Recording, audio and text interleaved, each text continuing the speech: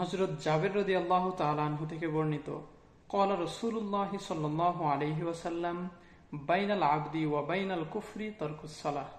অর্থাৎ রাসূলুল্লাহ সাল্লাল্লাহু আলাইহি ওয়াসাল্লাম বলেন, বান্দা এবং কুফরের মাঝে পার্থক্য হচ্ছে নামাজ পরিত্যাগ করা।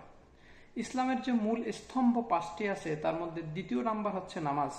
রাসূল সাল্লাল্লাহু আলাইহি ওয়াসাল্লাম উক্ত হাদিসের মধ্যে নামাজের গুরুত্ব দিয়ে বলতেছেন, কোনো ব্যক্তি যদি নামাজ ছেড়ে দেয় তাহলে সে কুফুরের আওতায় চলে যায়। উক্ত হাদিসের মধ্যে নামাজ ছেড়ে দেওয়া অর্থাৎ তরকুস সলাহ বলা হয়েছে।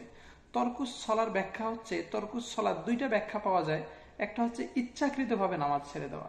যদি কোনো ব্যক্তি ইচ্ছাকৃতভাবে নামাজ ছেড়ে দেওয়া হয় তাহলে ওলামায়ে কেরামগণ কেউ কেউ তাকে কাফির বলেছেন। আর একটা হচ্ছে অলসতা এবং গাফিলাতির কারণে নামাজ ছেড়ে দেওয়া, এটাকে ওলামায়ে কেরামগণ ফাসিক বলেছেন।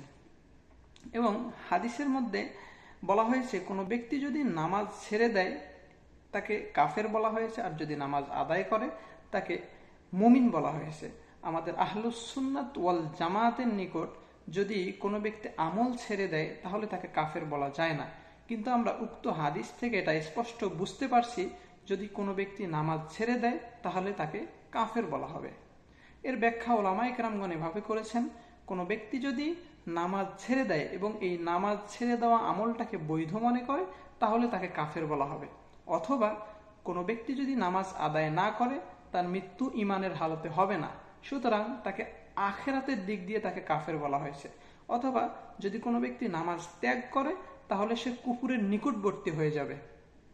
তো উক্ত হাদিস থেকে আমরা এটা শিক্ষা পাই যে নামাজ ছেড়ে দেওয়াটা এটা আপনার ইমানকে একটা চরম বিপদের দিকে নিয়ে যায়। আর এটা শুধু একটা পাপই নয়, বরঞ্চ আপনার ইমানকে নষ্ট করার আশঙ্কা রাখে। সুতরাং নামাজ 5 ওয়াক্ত আমাদের ওয়াক্ত মতো সময় মতো আদায় করা, এটা হচ্ছে ইমানের চিহ্ন। আর যদি কোনো ব্যক্তি নামাজ আদায় না করে সে ইসলামের আওতা থেকে বের হয়ে কুফুরের আওতায় চলে যাবে। আল্লাহ তাআলা আমাদের সবাইকে 5 ওয়াক্ত নামাজ সময় মতো জামাতের সহিত আদায় করার তৌফিক দান করুক।